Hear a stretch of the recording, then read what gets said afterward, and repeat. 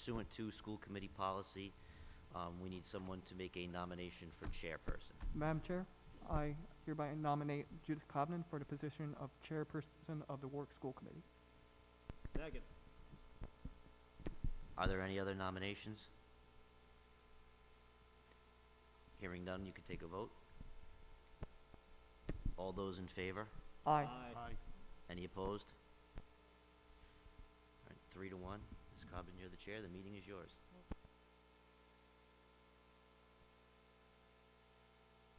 I nominate Ms. Backus as vice chair.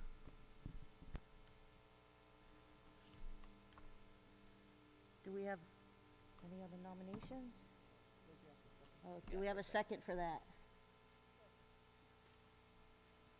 Take a vote? You can do it either way. You can take a vote on that now if you want. Okay, let's take the vote. All in favor? Yeah. Aye. Nay. Nay. That failed. Any other nominations? Madam Chair, I would like to nominate David Testa for a position of vice chairman of the Warwick School Committee. I would second that. I second that. All in favor? Aye. Aye. Aye. Congratulations. And for clerk, do I have any nominations? Nominate Kyle Adams for the position of clerk of the Warwick School Committee. I'll second that. All in favor for Mr. Adams as the clerk? Aye. Aye. Aye. Ayes have it. Congratulations. At this time, I would like to vote to go into closed session for discussion and or action regarding those items of business exempt from open meetings under general laws of Rhode Island, RIGL 42-46-5, A1, A2, A4, A8, and A9. So moved. Second. All in favor? Aye. Aye.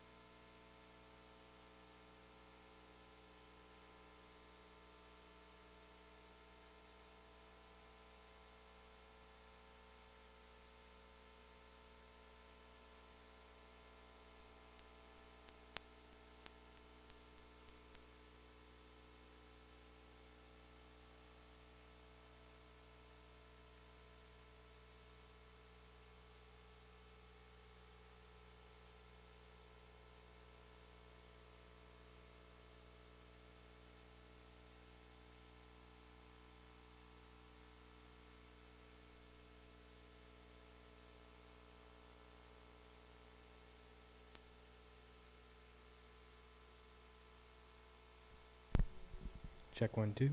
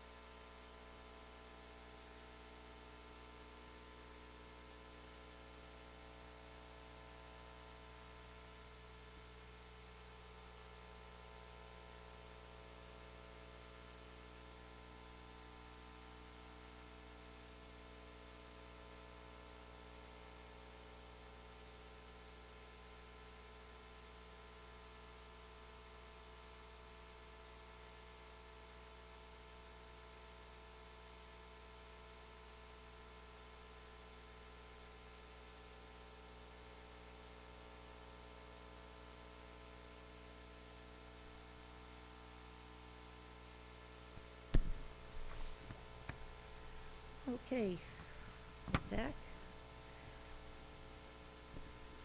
We need to take a vote to seal the minutes of executive session. So moved. Second. All in favor? Aye. And no votes were taken in executive session. At this time, we're going to do public comment on agenda items only. Oh, need a minute, the sheets are still up front.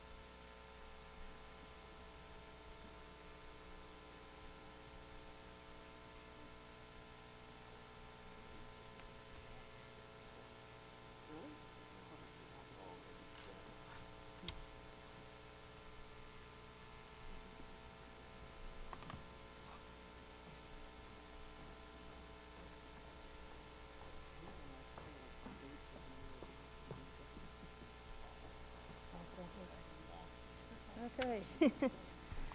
So we have one agenda item, public comment, and that's Ms. Darlene Necco.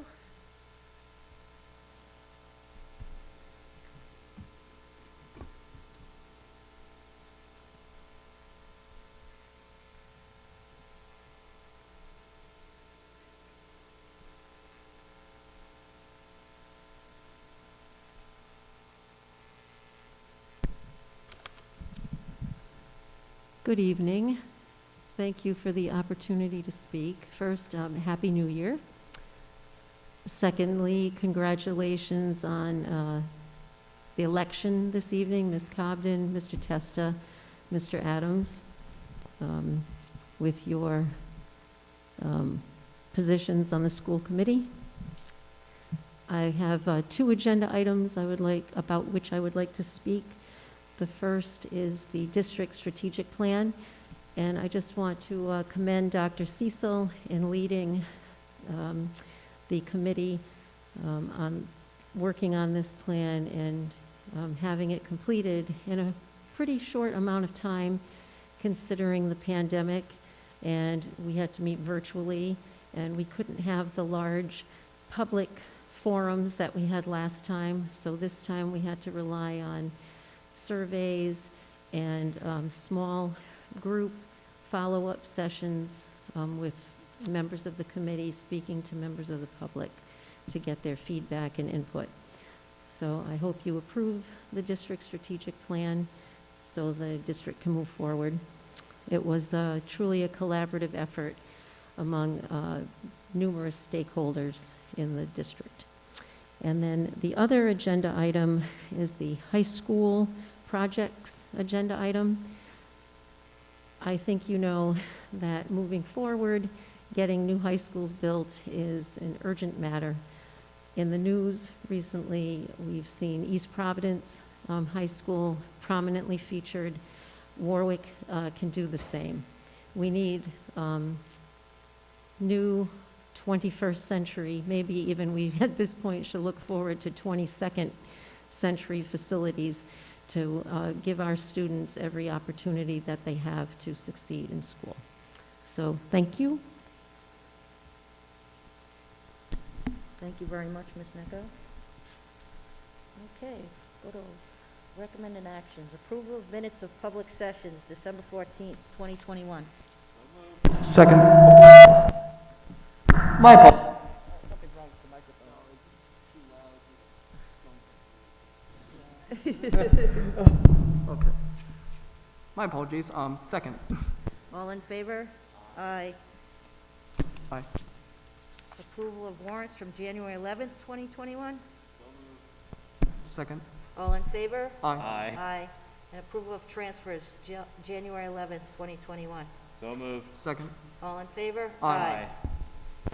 We'll move on to the announcements of personnel as presented. Discussion action, retirement and resignations. Mrs. Ruggieri. Good evening, Madam Chair and members of the school committee. Tonight we have one retirement and 3 resignations for your approval. First, I'd like to wish Carol Sevo a happy retirement. She's been with us for 28 years, and her retirement is effective December 31st, 2021.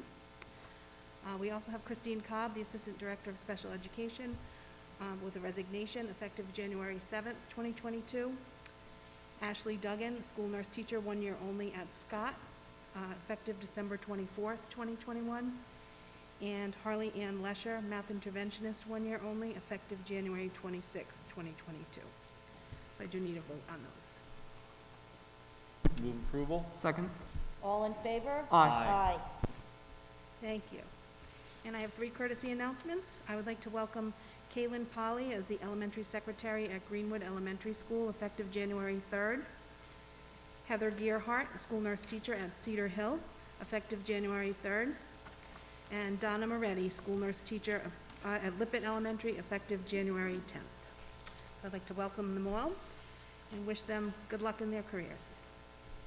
Thank you. And we welcome you all too. Thank you very much, Mrs. Ruggieri.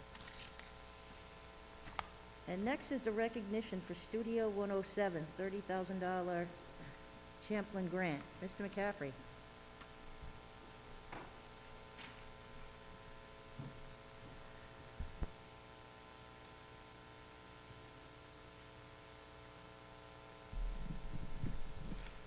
Good evening, Madam Chair, members of the school committee. It's my pleasure to congratulate two of Pilgrim's finest teachers, Chris Pratt, Andrea Place. They wrote a grant, a Champlain grant. They received $30,000 to help move their program, their Studio 107 program, to the next level. At this time, I'd ask Andrea and Chris to please stand to be recognized.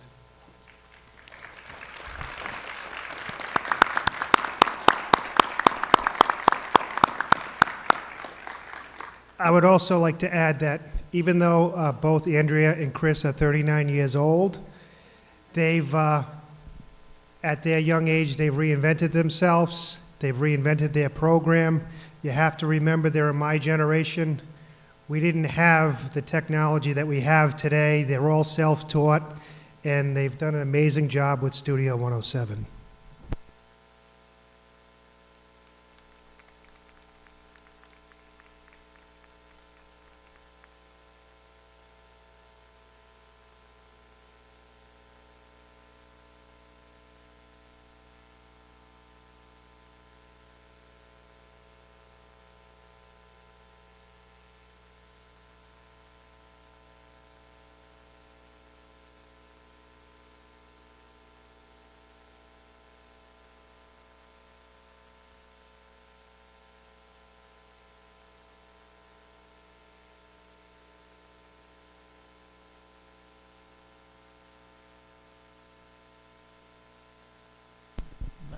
Madam Chair, if I may, just briefly?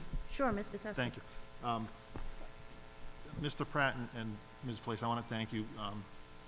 You know how I feel about Studio 107. COVID hasn't allowed me to go in and visit you guys like I used to. It's not because I don't want to. But I'm more than pleased at your dedication to the program, your hard work to the program, and how that pays off in improvements in the program. It's without a doubt, as you know, one of my favorite programs we have in the entire district. To see those students engaged in all of the various parts of that program, to me, it's exactly what education is in the 21st century. Exactly what it is. So I just wanted to give you personal kudos. Thank you. Yes, Mr. Adams? I'd just like to echo what Mr. Testa said, all the good things. Like, obviously, you both know I was there with both of you. Unfortunately, I didn't have place, but I was exposed to you a lot with the band and chorus trips. I know how great of teachers you are and how dedicated you are to your positions, like Mr. McCaffrey said, and I couldn't be happier for you guys with us. Thank you again. Grant money is love too, so we appreciate your hard work. Okay, next is new business. First item is discussion/presentation on district's strategic plan. Dr. Cecil. This is a slide presentation, so. And while you're coming down, I'd like to add, with Chris and Andrea, they literally built that room. I watched them with their first grant literally build that room. So kudos. Glad to see you getting more money.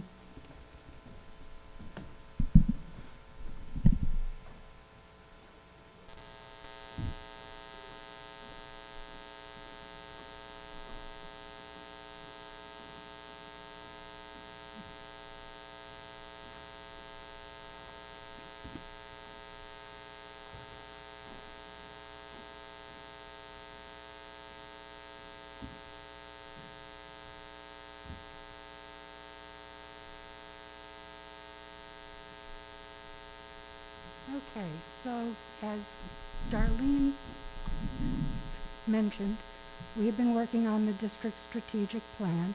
Go to the next slide. And we had a different process. First off, we started meeting last February, and we met all the way through December of 2021. And in the actual document, we listed all the dates that we met. And we developed a new method for listening to community voice. We also were planning to do more one-on-one interviews, but time got away from us. But in the meantime, before we knew that, we actually had two experts in the field, Stephanie Boyer and Mike Rodriguez, come and train us on how we would interview, conduct interviews, create questions, and learn how to listen, because it was very different from any process that we had done before. So in the end, when we realized that we weren't going to be able to, we had all new people that had not received this training by the time it was, we were going to do this, that we sent out surveys. And so we asked them to code the data for us, and they did. And copies of their findings are included in the plan. So anybody interested in seeing what they found out in their report can find that in the plan. So the plan is based on a framework, and that framework starts with our mission and our vision. From there, we go to our values and beliefs, our theory of action, and then the priorities. And all of them have an impact on student learning. So that's the framework under which this plan was developed. We rewrote the mission statement and the vision statement. I'm not going to read them out loud. You can read them yourself. But I do want to just point out that the changes that we have made are that we are now focused on the vision of the graduate. That's been our driving force since Ms. Stanbrook took the helm, is that we are really focused on this vision of the graduate from grades K up to really provide the kind of quality education that we want for our students. And so you'll find it in our mission statement, you'll find it embedded in our vision statement, and throughout this plan. Go ahead. So our values and beliefs are actually the actual vision of the graduate document. I believe it's on the website. And so we just took that document and said those are our values and our beliefs. So flat out, this is the vision of the graduate.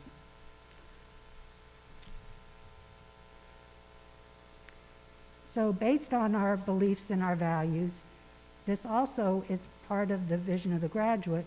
This is what we want from our students graduating from Warwick.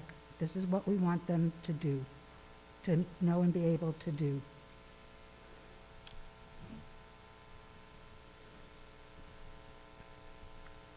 From there, we went on to our theory of action.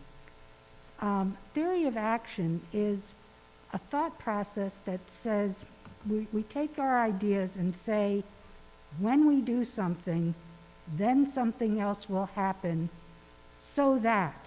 So we follow that thinking. And taking into account our values and our beliefs, our vision statement and our mission statement, we created our theory of action that talks about collaborating. So that when we collaborate to do all of these things that you see here, create a safe environment, provide personalized instruction, provide access to high quality materials, all the things that you would want to see us do as a district, you can go on to the next slide, then all of our students are going to do those things that we want to see from our vision of the graduate, so that when they leave us, they're going to show those skills and skills that we want them to be able to do as we pointed out in our beliefs. So the theory of action just takes everything and ties it together with those statements: when, then, so that. And that's really what the theory of action does. So we talked about doing the surveys. The surveys created our priorities. When the data got coded, they identified 4 priority areas, or 4 basic areas that were repetitive themes. And those, the first one was we're calling Pathways to Success. And this priority focuses in on our academics. And we said ensuring that all instruction is challenging, engaging, relevant, and meets the needs of all students. And so we have 8 indicators that we've put together for priority 1 that the district is going to work on. Creating relevant and integrating aligned K-12 curriculum across all subjects. That's what we've started working on this year. Redefine and complete development of an assessment framework. That's going to happen as soon as that well, it's happening, but even more so as the curriculum is revised, we'll be working on the assessment piece of it. Implement instructional strategies that promote high expectations. As we purchase and implement new green curriculum, it's going to change the way instruction happens in the classroom. So we're going to be focusing in on that. And I'm not going to go through every one of these, but you get the idea. These were all of our priorities under the academic field, with last but not least, most important, integrating the vision of the graduate into everyday instruction and school culture, because that is the focus that we want for our district. Priority 2 is a positive learning culture. This is sort of our SEL, social emotional support, creating an inclusive, culturally responsive learning environment. That was a theme that kept coming up with the surveys. And so again, here we have another 8 indicators, and they focus around equity, meeting children's emotional needs, expanding, increasing, for example, district-wide implementation of responsive classroom. That's a initiative that we started about 2 or 3 years ago at the elementary level, and we're going to continue working with that. Looking at data, consistent data surrounding implementation of interventions. So these are all the indicators that we have set for ourselves to do under this priority area.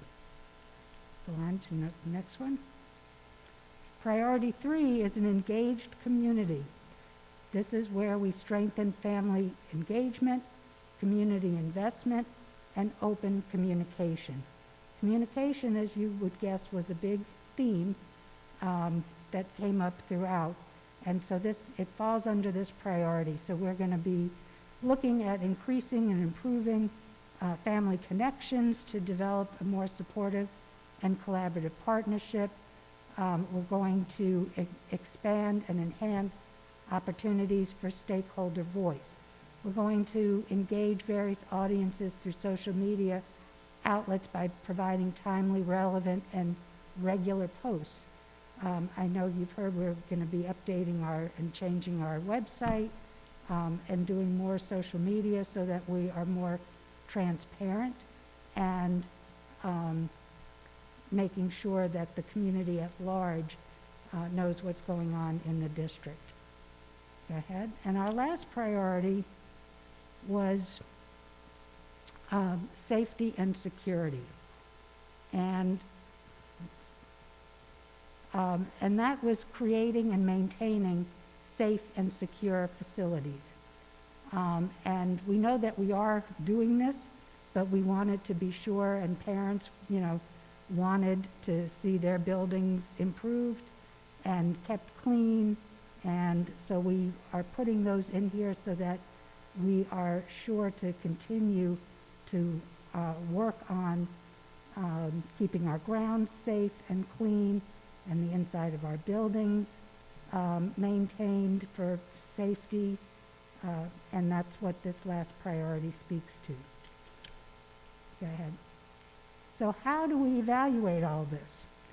In the past, we would say that we were going to set a goal of, say, we're going to improve academic achievement by 5%. Our RICAS scores were going to go up by 2%, whatever it might be. I couldn't even tell you, and I don't think any of my colleagues could tell you, under our current plan, what the goal was to reach. And when I was sort of looking at other plans around the United States, this popped up, and I was fascinated with it and brought it to the team, and we loved it because this is based on growth. It's a growth model. So for each priority, this is just a sample, but for each priority, there's a metric that goes along with those indicators, and you start with baseline data, and this happens to be percentages, and every year you're going to add and drop in the new data so that at the end of 5 years, you're not going to wait until the end of 5 years, did I make it?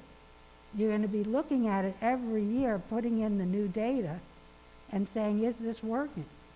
And if it's not working, or we haven't, been working on it, or it's not achieving what we thought, then we'll be able to go back and work on the plan and update the plan in a way that's more helpful to the district.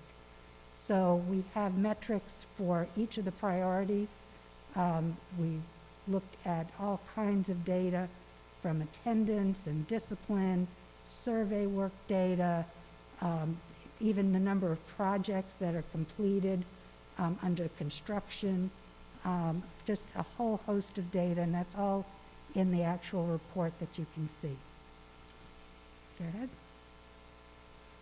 And so to end this, I want to give an enormous thanks and gratitude to our planning committee, the almost 100 participants who took the time to answer the survey with thoughtfulness and honesty, and to help us lead us into the direction we need to go in over the next 5 years. And these are the members of the committee that donated their time and to help with this. And you can go on to the last slide, is take any questions.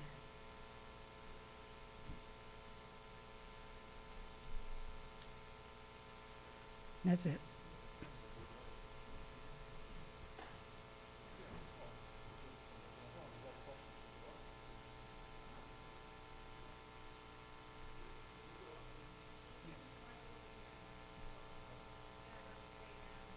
So we have another presentation?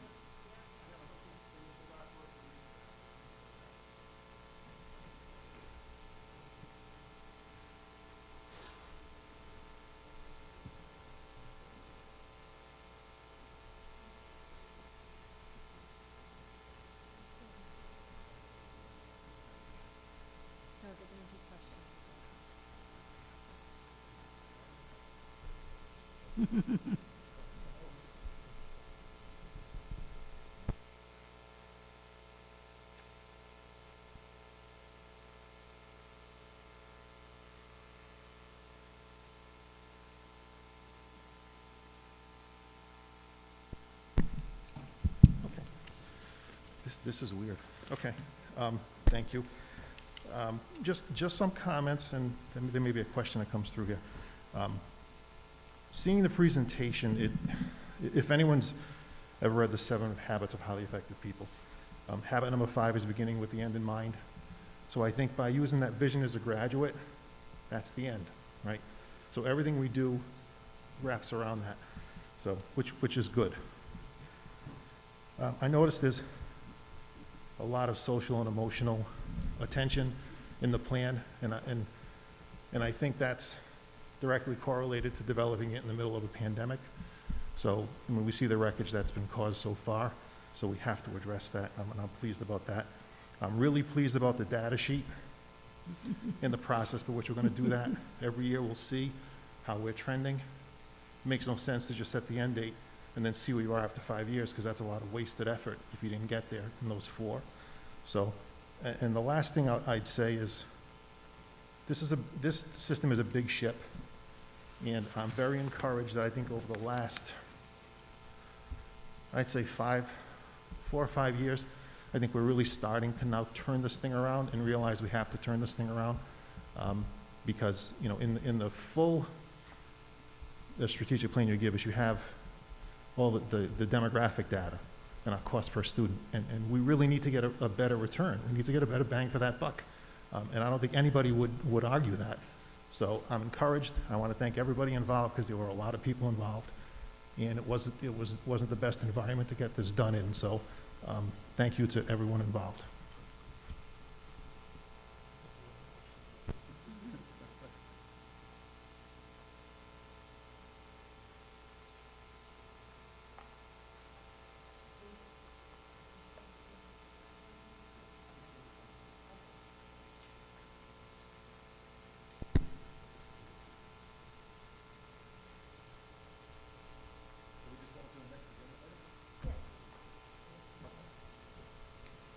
Are we going to vote on this or to accept this? I'll just do it from here. Can I get a vote on this? All in favor? Aye. Our next agenda item is the discussion and presentation of high school projects, and Mr. Testa is going to step in for Mr. Gothberg. Thank you, Madam Chair. Mr. Gothberg couldn't make it, so he sent me something just to read about what we're about to see. Madam Chair, committee members, Superintendent Danbrick, and the Warwick community. First, I would like to apologize for not being able to attend in person, but like many others, I have been affected by COVID.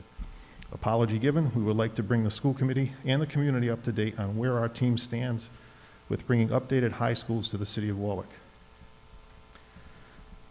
2.5 years ago, the district started the process of working towards the renovations of Pilgrim and Tollgate.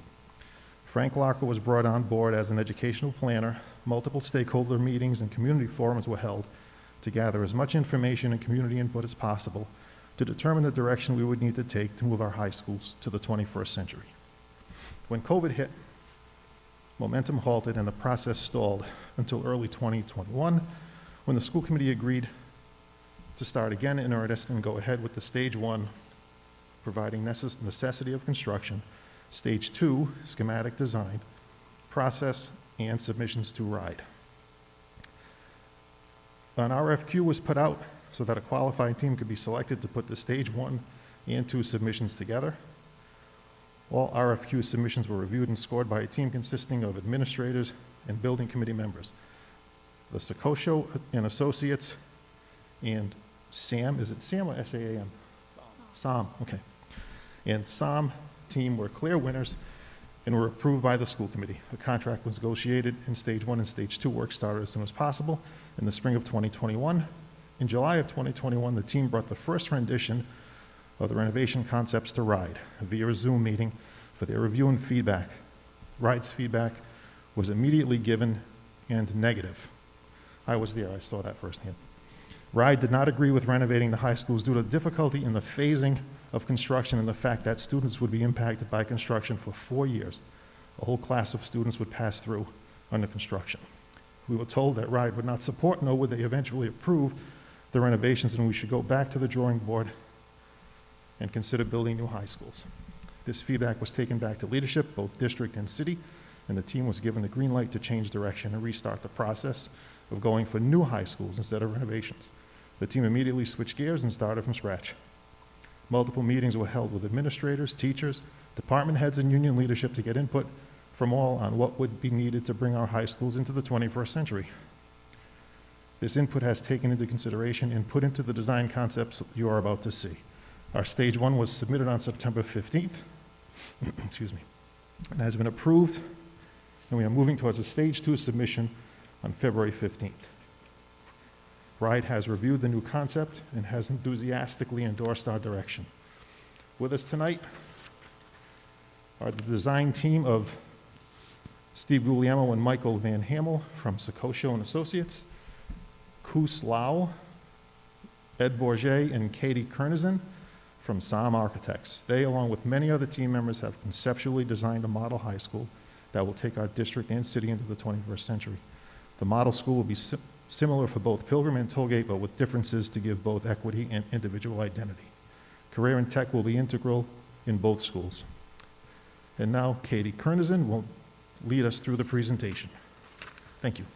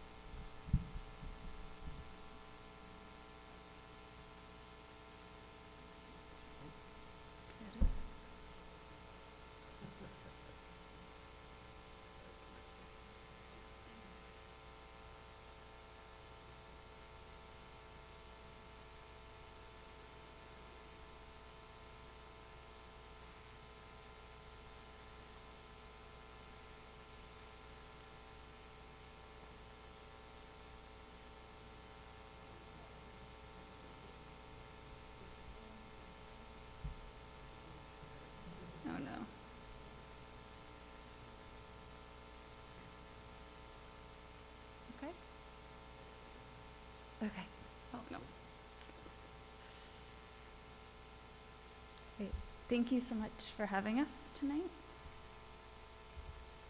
I'll jump right in, hopefully.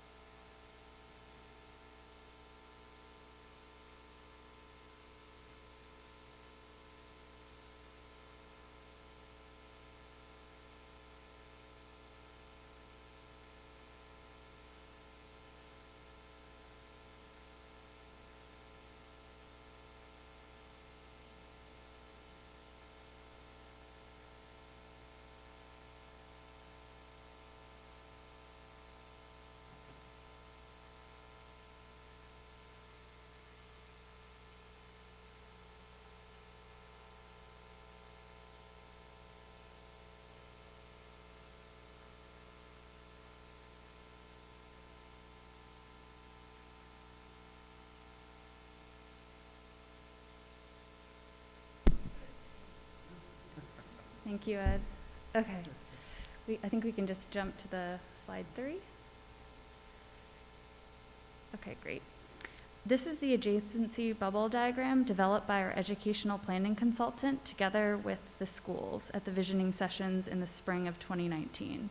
With a 21st century learning approach, decentralized departments and groupings of different classroom types form small learning community clusters, like you see here. Traditional learning areas are integrated with flexible extended learning areas, administrative spaces, teacher planning centers, and support spaces. Because we are creating 2 comprehensive high schools, the small learning communities also integrate career tech classrooms, or CTC programming. Next slide. As another reminder, this is the original concept diagram we first presented at our meeting with RIDE in August.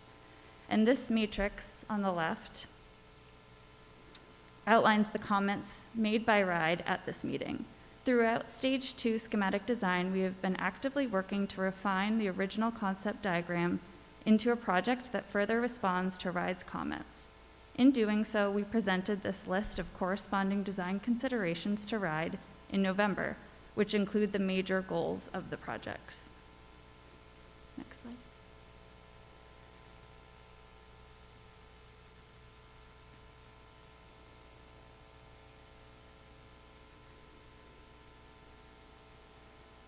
Up one more. Yep.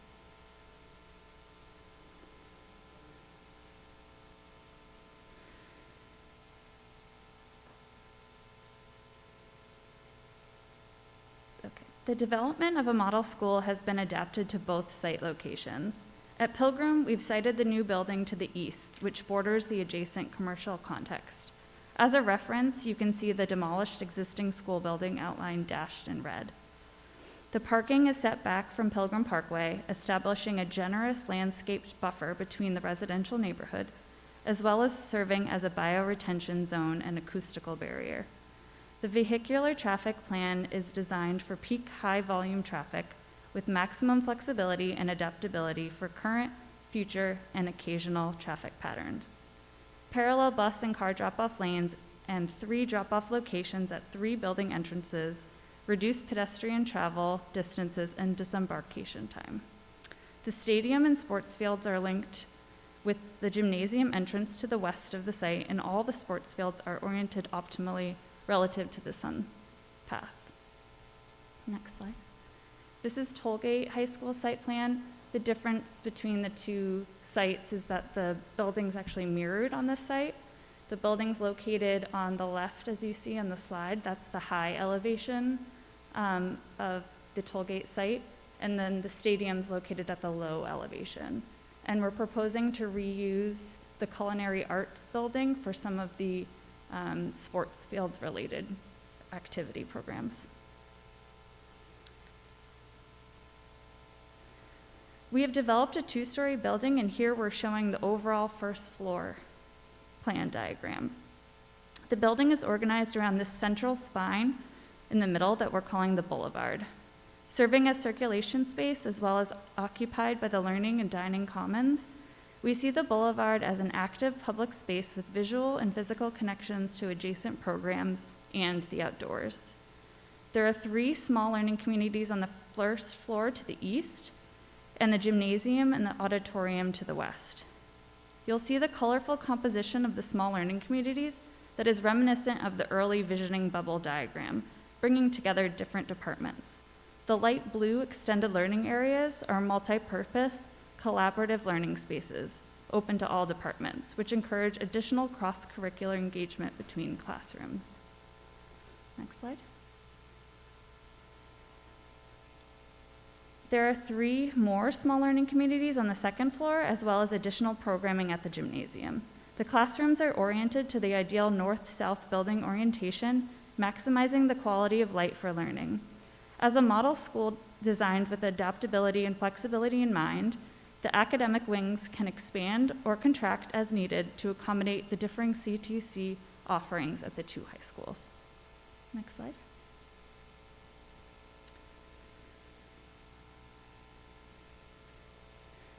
They're a bit light, but these diagrams explore the extent to which the building is designed with visual permeability in mind. We have identified visual permeability as the clear sight lines from the indoors to the outdoors, labeled external, as well as from one indoor space to another, labeled internal.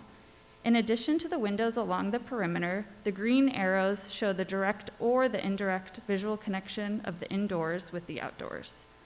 Allowing access to natural daylighting and views of the sky, clouds, and trees is an experience called biophilia, which when exposed to supports the mental health, productivity, and social emotional learning of building occupants. Next slide. The blue arrows demonstrate where the safety and security from staff and faculty occupied spaces overlooking student and public spaces is maximized. With straight sight lines, we are designing with clarity of wayfinding to enhance safety and to deter bullying. Next slide.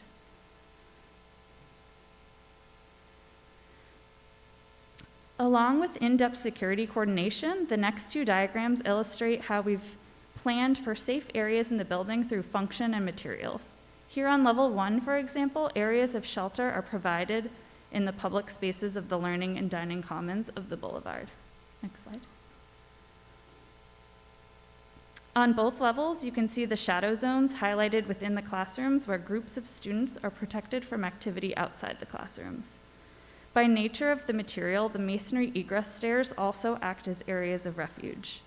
We are studying ways that these safe zones can be integrated into the interior design as safety wayfinding. perhaps by assigning a certain safe color to walls and floors that double as areas of refuge. Next slide. We expect the comprehensive model schools to house community events as well. This next series of diagrams show how different zones in the building can be used while the others are securely closed off. This diagram shows the areas that are accessible during an event in the gymnasium, namely the public portions of the boulevard, the public toilets, and the gymnasium areas, while the secure access points are circled in red. Next slide. For second floor gymnasium use, there is direct access from the gym entrance to the walking track stairs. Outside of event use, the walking track is a strong community asset that can be used locally beyond the student population. Next slide. For an event in the boulevard, there are similar secure access points at the small learning communities and egress stair doors, doors which would typically remain open during the school day. Similarly, while typically open, a roll-down shutter provides security of the gymnasium from an event in the boulevard, while still providing access to the centrally located public toilets. Next slide.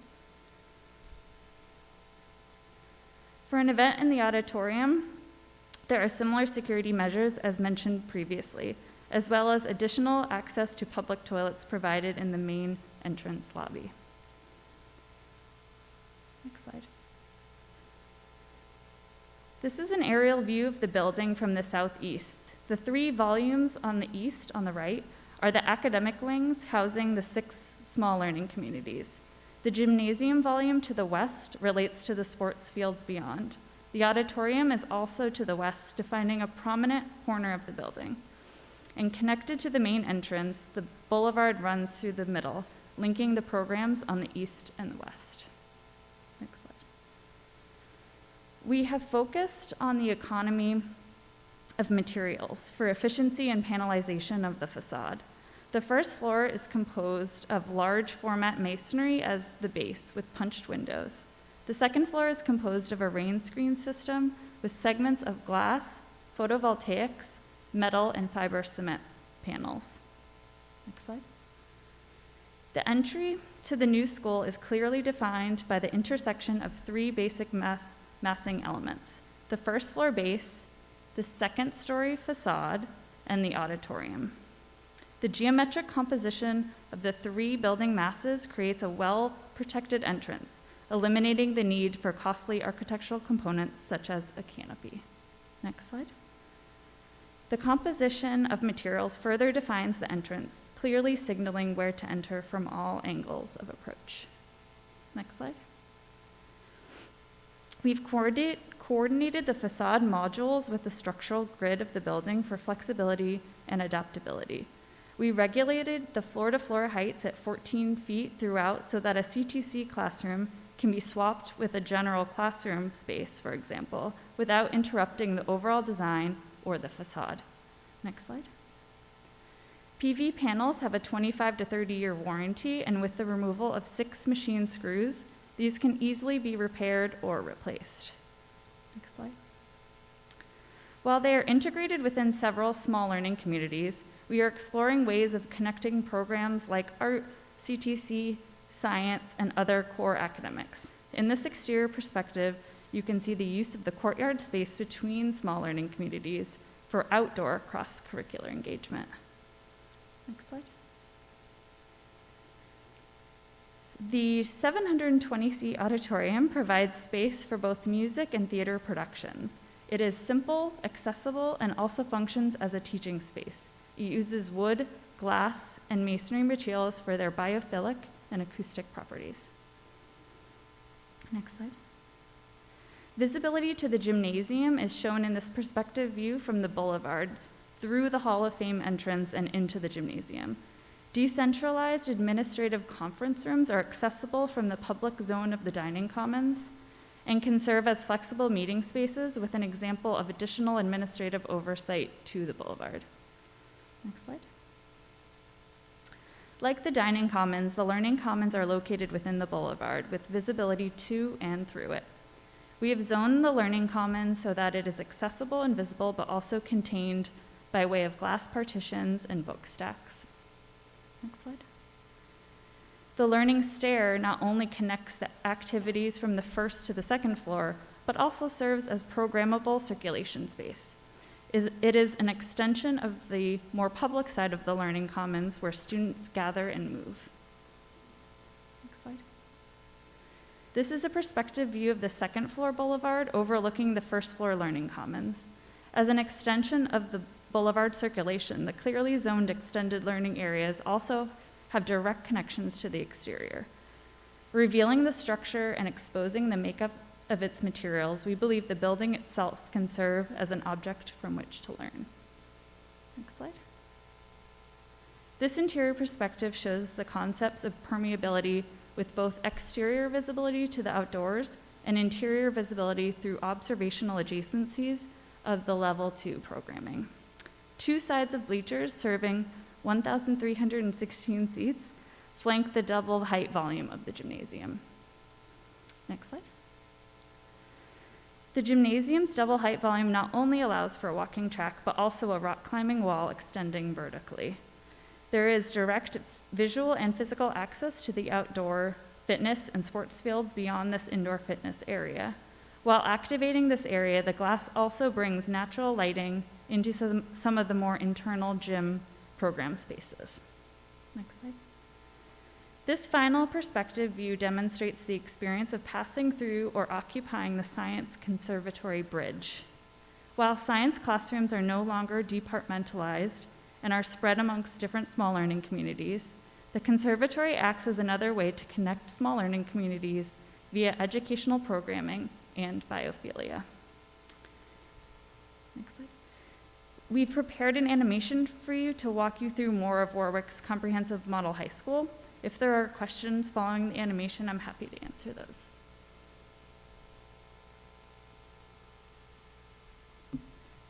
It's just hidden behind. If you minimize this, it's open.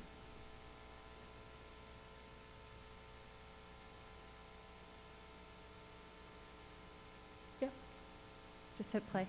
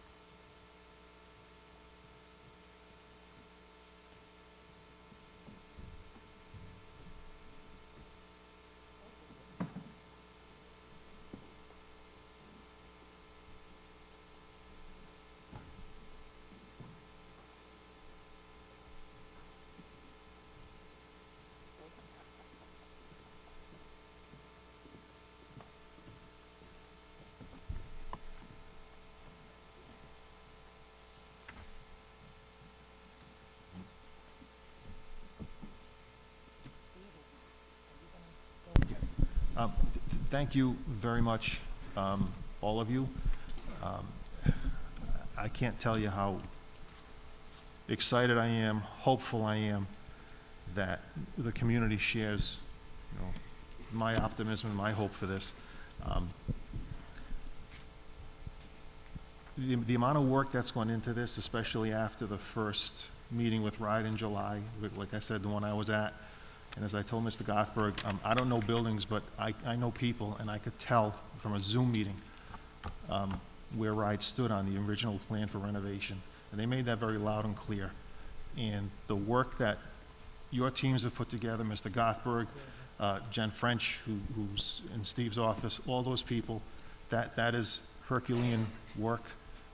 And I couldn't be more pleased that we're finally, after 51 years in this city of not building a new school, that we're on the precipice of perhaps doing something that is truly in the interest of the community and our kids.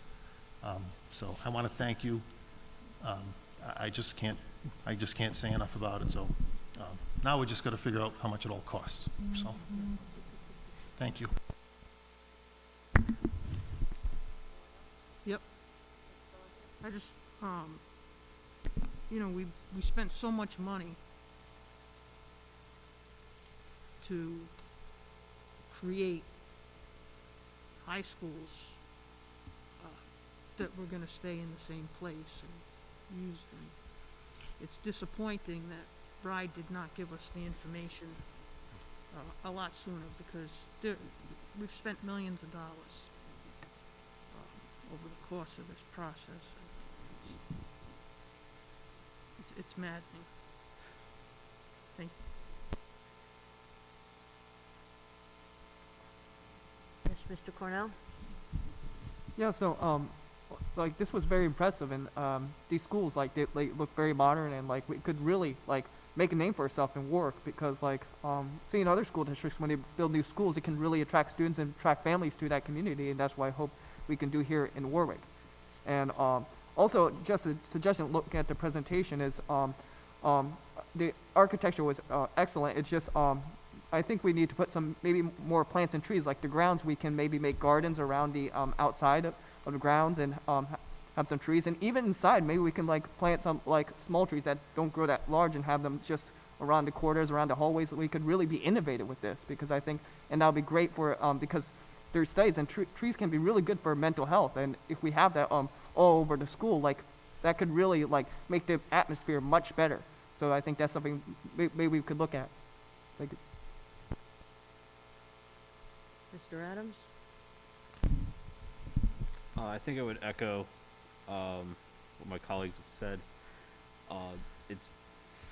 Having gone through Pilgrim, the most recent, for anyone here, it needed work then, and just the fact that we can, rather than put more work into it, we can build a new school.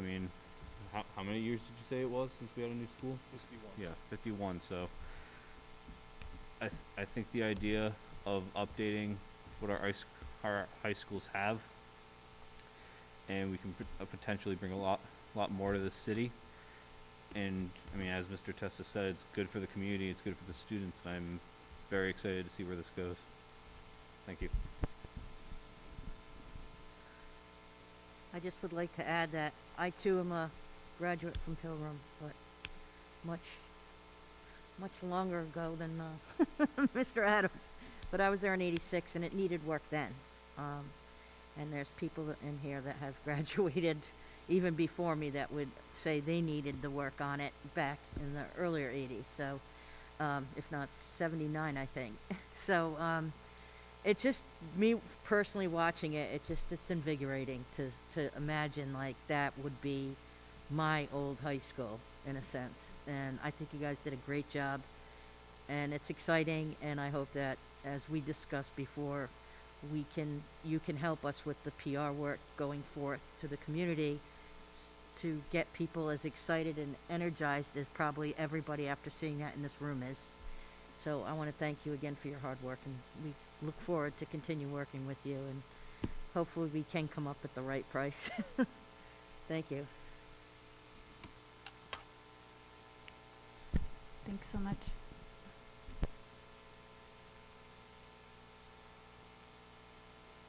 Yeah, yeah. Excellent. Well, now number 3, discussion actions on the Hennius Carol Lombardo contract addendum, Mr. Ambrook? Not as exciting as the last, but. Oh, yes, Maybe for him, for him it is.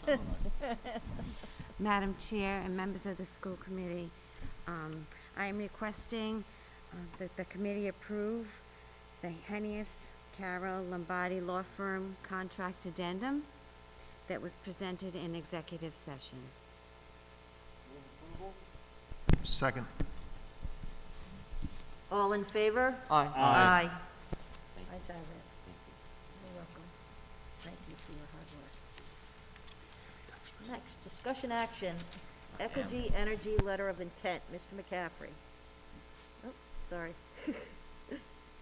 Didn't see that you weren't there. Item number you're on, please. I was just in, It's number 4. okay, can you review the item? It's the Ecogy Energy letter? Yes, Ecogy, we signed a letter of intent Right. to investigate whether or not solar carports would be worthwhile for us at our schools. Since that time, National Grid has changed their funding stream, and they're not allowing carports, which significantly changes the projections for the letter of intent you received earlier in the fall. I believe the numbers have decreased on an annual basis from approximately $25,000 on an annual basis down to $2,500. Tim McGrath is here, and he has the exact numbers that he can share with you at this time. Yes, the original letter of intent indicated that they were projecting around $25,000 for the annual lease payment. With the adjustments that National Grid passed through, the annual lease was only going to be $2,500. So a major change in the financials for this project. So. When you look at the letter of intent, the amount of money, and you're signing a long-term lease that you have on your property, there are restrictions for the dollar amounts you're receiving. It doesn't seem like it's worthwhile. We're recommending that you rescind the letter of intent at this time. Attorney Hennius will correct me if I have misspoke on what I'm requesting, but I believe we want to rescind the letter of intent with Ecogy. Correct, Mr. McCaffrey. The draft letter is in your packet, and pursuant to the terms of the contract, we're just discontinuing any negotiations and terminating the letter of intent. Are there any Madam Chair? questions? Yes, Mr. Cornell? Yeah, I just want to say it's very disappointing that National Grid is not funding these carports. Like, that's where solar is supposed to be, instead of cutting hundreds of acres of forest land. It's just disappointing to hear that, because this could have been a great opportunity, so this is disappointing. I agree. Madam Chair, if I may? Yes, Mr. Testa? Thank you, and I don't know if I'm directing this to Mr. McCaffrey or Mr. McGrath. So, all right, I would support this. If the numbers don't work, the numbers don't work. But my question is, are we still going to look for potential solar applications? Maybe I don't know how this whole thing works. I mean, Grid's the big one, right? They're about to be sold anyway. So, if there's another way that we can do something like that, as long as we explore any and every potential option. Yeah, I definitely think we should look at different options, but the landscape has totally changed with the shift that National Grid did, so I think we need to go back to the drawing board. I've also discussed with Mr. Gothberg and Mr. Caffrey at some point of looking, when we're doing the high school projects, to building the solar into that project could be a viable option as well. So definitely not off the table, but just in the current structure, not the most feasible currently. Right, and I think the new high schools have some of that built in. I thought they mentioned photovoltaic cells Yeah, I believe on so. the panels, right? Yeah. So, and that's all part of the reimbursement process from RIDE anyway. But I agree with Mr. Cornell. It makes no sense to me to clear cut trees to put in solar panels. So it's asinine to me. But if there's a way, maybe someone else comes around with another program that would support the carport idea, which is a really efficient use of the property for what the objective is. As long as we're open to that, that's fine. Thank you. Are there any other questions? I would move approval on the termination of the letter of intent. Second. All in favor? Aye. Thank you very much.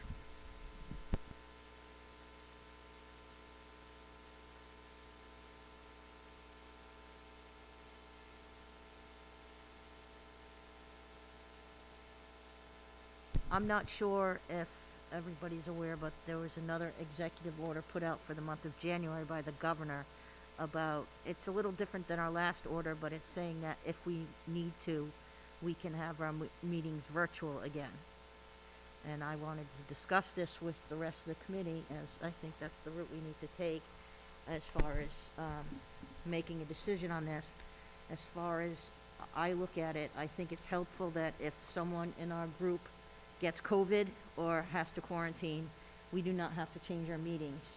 We could actually Zoom somebody in, but my personal belief is this is not anything that we really need to change. Our kids are in school, our teachers are in school, our staff is in school, and therefore I think we belong sitting in here to the public.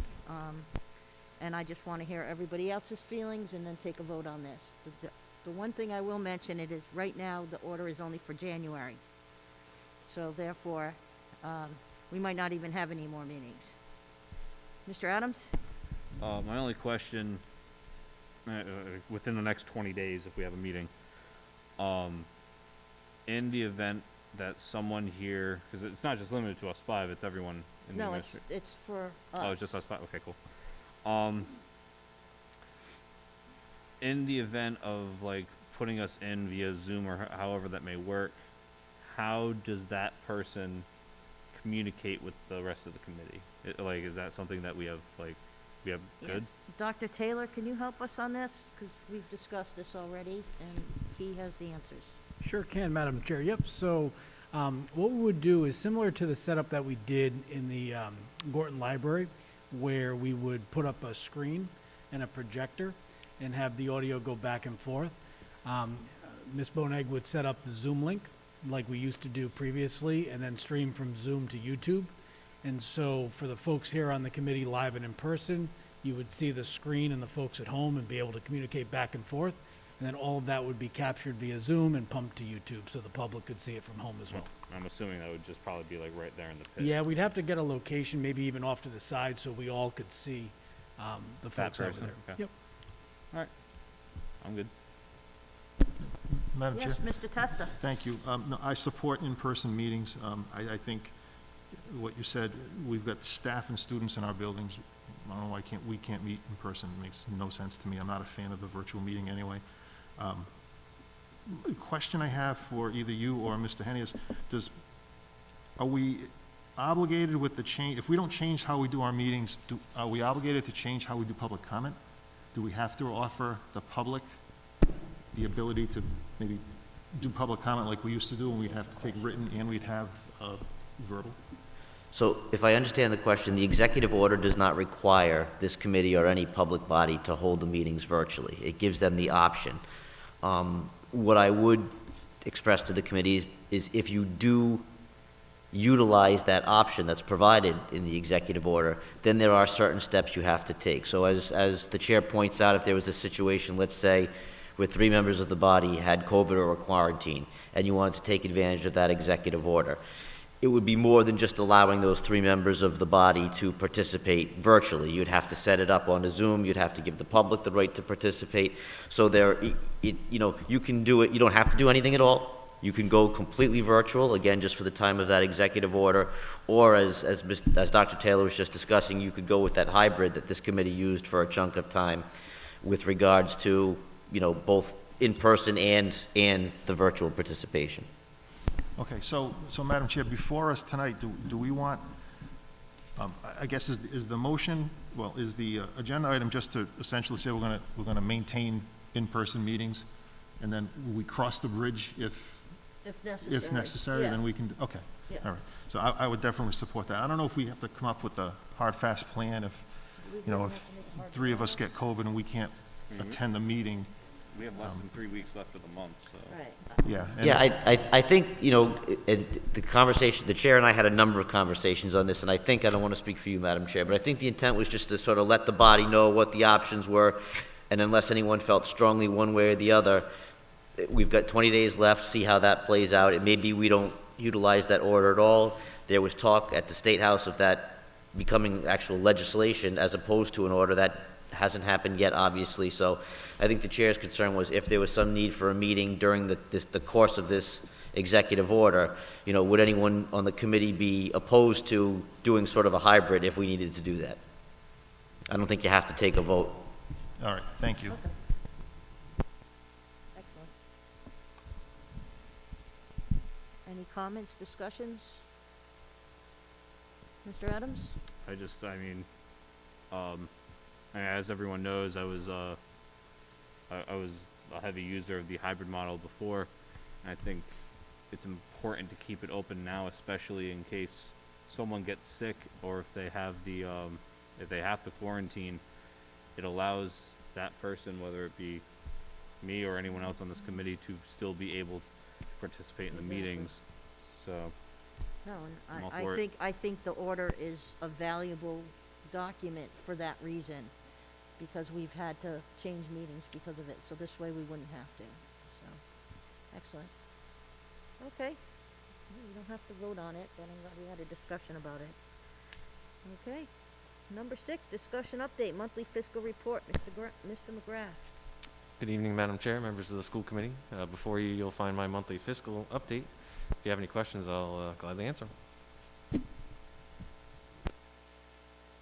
Right, Madam Chair, I just have one. Sure. I just got to get to the document. I looked at it quickly. But I know it's still relatively early in the fiscal year. Are there any signs flashing on any particular line items that we should be concerned about, or is it too early to tell? It's a little too early. We have a lot of work to do with the ESSER 3 funds to getting those organized and working within the budget. So at this time, a little too early. We have meetings scheduled later this week into next week to get that clarified. So by next month, we should have a little more clarity there. Thank you.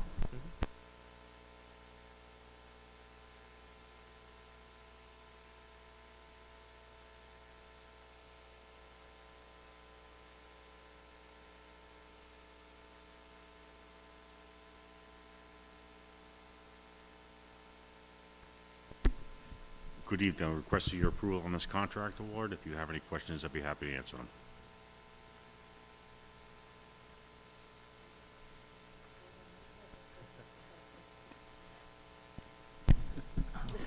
My documents are all out of order. So this is a sewer pumping station at Pilgrim. Was it just was this just a regular maintenance thing, or did something fail? Something failed. Okay. So we have the ejection pumps, the discharge pipe has holes in it, and it's not evacuating the waste out of the building. We have one pump currently running, so we're hanging on until we get this repair made. Okay. And is it, how quickly do we have to leave? We're scheduled for February break. Okay, thank you. This is something that came forward to me as an emergency, so I pre-approved this, so. Yep. I still need a motion. I move approval. Second. All in favor? Aye. Aye. Thank you, Mr. Oliver, and you're also with the next one, the disposal of asbestos waste. Correct. If you have any questions on this matter, I'd be happy to answer them. No questions. Can I have a motion? Second. All in favor? Aye. Aye. And the next one is also you, Mr. Oliver, for the Pilgrim mold remediation. Once again, I seek your approval. Second. Madam Chair, I have a question. Discussion, So Mr. Testa. the mold remediation, was this planned? It was a unforeseen situation in the band area. They were getting ready for the parade, and they were inventorying all the uniforms, and they found that the uniforms had mold on them in the closet they kept them in. We had the room cleaned, all the band uniforms cleaned, and everything was taken care of. And we find the source of it and we take care of that? It was just the humidity in the area. Oh, from the summer, Yeah, okay. Over the summer, yeah. Okay, thank you. That's fine. One thing I just want to mention, and I know I mentioned it a couple of times, this is not directed at you, Mr. Oliver. It's a lot of these budget items that we're getting, it's not telling us if it's budgeted or not. We really need to know if the expenditure you're bringing before us is budgeted. Personally, I like it, because if it's unbudgeted, then I get questions. I still have questions when it's budgeted too, I guess, but it's just good to know whether everything that we're approving is budgeted or not. This is a non-budget item. Okay, thank you. I would echo that. Me too. Yeah. All right, so we just gonna call the vote. Yep. Can I have a motion? Motion and second. Okay, all in favor? Aye. Next, we have the Sherman dumpsters, Mr. Oliver. Correct. And once again, I'm seeking your approval for this purchase, the payment for the dumpster rentals. Move approval. Second. All in favor? Aye. Aye. Thank you. Okay, the next is a contract award for special services, the district physician, Mr. Capuano. Good evening, Madam Chair, school committee members. We're seeking approval. This is a budgeted item. We're seeking approval to continue our work with our district physician, Dr. Stephen Feldman. I move approval. Second. All in favor? Aye. Aye. Thank you very much. Next is bid award for athletics miscellaneous supplies, Mr. McCaffrey. Madam Chair, members of the school committee, I'm requesting your permission to purchase supplies off of bid 22002. That's already been approved. I ask passage.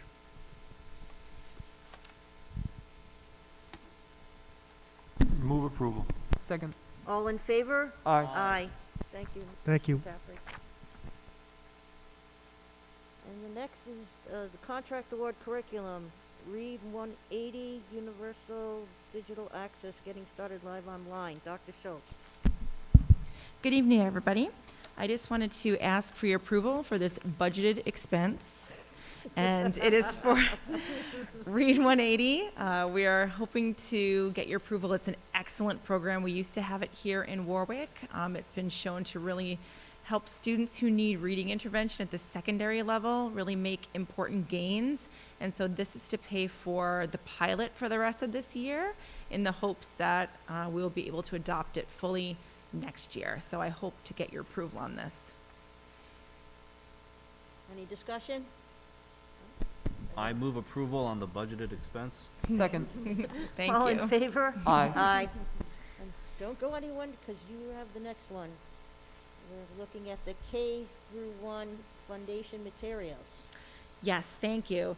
And so this one as well is a budgeted expense, and it is a continuation of funds that we have spent over the course of this year on foundations, which is a very important program at the elementary level. We've put a lot of time and effort into training teachers in kindergarten and grade 1. This is a basis for teaching students how to read, and I think it's one of the best programs. My kiddo has actually learned how to read through foundations as well, and it teaches you, sound and letter associations, everything like that. So this is to train some of the remaining teachers that have not been trained yet at the KN1 level. So I hope to get your approval tonight. Any discussion, questions? All in favor? Aye. Aye. Thank you. Thank you very much, Dr. Schultz. I was asked to table number 15, so we're going right to 16, which is the bond phase 1 cash release number 4. Madam Chair, I just have, Are you handling that? we tabled 15. We're gonna table it. Why are we tabling it? Right. We need to discuss it.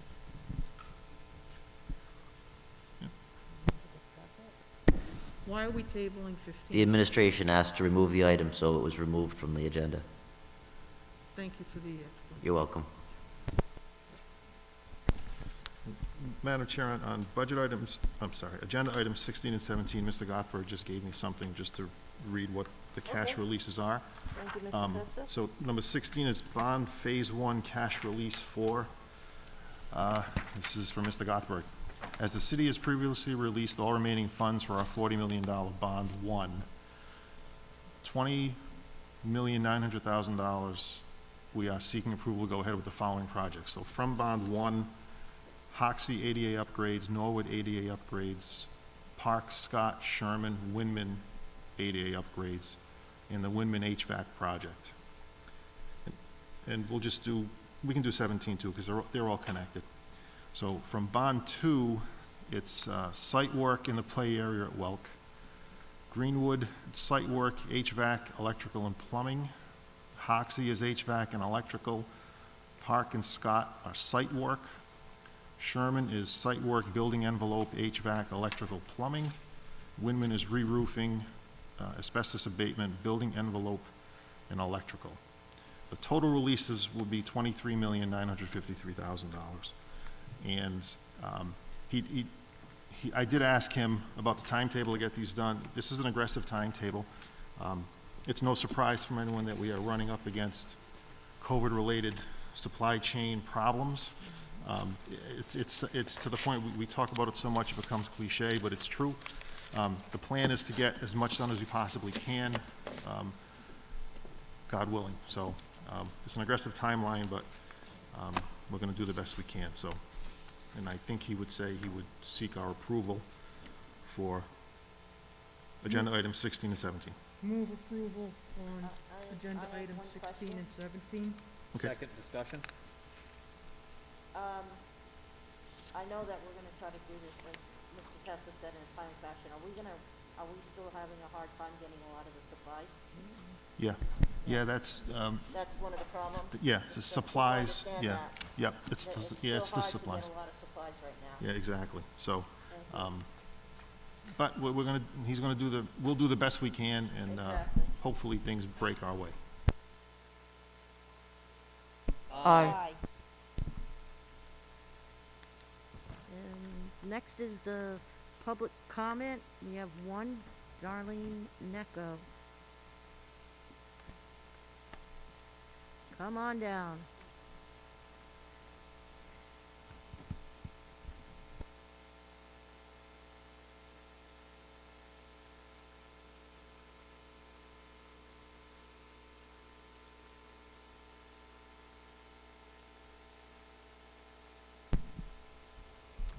Hello. I was happy to hear earlier this evening some talk of updating the website. I don't believe it's any surprise that I've mentioned before, the website is poorly designed. A previous administration and school committee spent way too much money on removing a perfectly usable website and replacing it with the unwieldy beast that currently exists. So it is user unfriendly and does not provide information in a usable manner. So I'm glad to hear that this website is going to be taken care of, so I can stop referring to it as the district's poorly designed website. I also appreciated the presentation from the architectural and design people. We saw the Pilgrim view. I guess Tollgate's going to have the mirror view to that. It would have been nice to also see Tollgates rendered in animation set to peppy, music. But I think it was a good suggestion someone up there made. I think maybe Mr. Testa, about using such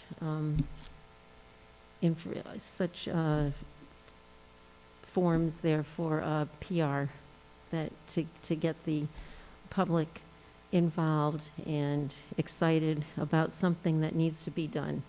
Our youngest buildings are 51, 52 years old. They're up at the Tollgate complex, and even though Pilgrim is like 10 years older or so, both of the buildings have, horrible structural defects. Tollgate rooms without windows. I teach in one of them. It's not fun. It wasn't fun pre-COVID, and it's certainly not fun during COVID. And speaking of COVID, I know people get very upset when schools have to close and go virtual because of the situation that we're in. But I believe that the governor and RIDO and RIDE have all abdicated their responsibility and thrown the districts to the wolves, thrown everything on the LEAs to make decisions. We don't have testing, you know, we don't have supplies that the state has promised. Sometimes schools will need to close if there aren't enough people to staff them. And right now, you know, my classes, I've got one class, half of the students were in it, you know, today. We probably should have gone virtual for 2 weeks after New Year's, whether people like to hear that or not, just to maintain some kind of educational continuity. If everybody were virtual for 2 weeks, even though I know it's a hardship, and I apologize for those who, you know, find it a hardship, but it's more of a hardship to wonder every morning whether or not school is going to be in person or virtual, because there are so many teachers, staff members, lunch personnel, bus drivers, you know, out with COVID.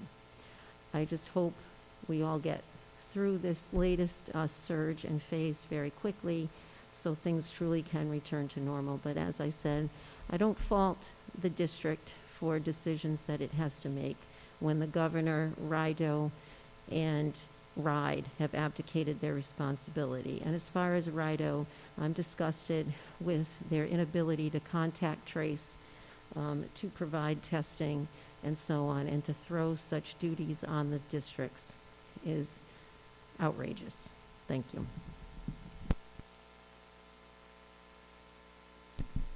Okay, our future meetings are a monthly school committee meeting on Tuesday, February 8th, 2021. Actually, 22. That's an hour. And I want to wish everybody a happy new year. Thank you for coming, and everybody stay safe and happy. I have a motion to adjourn. Second. All in favor? Aye. Aye. Thank you very much. Have a good evening.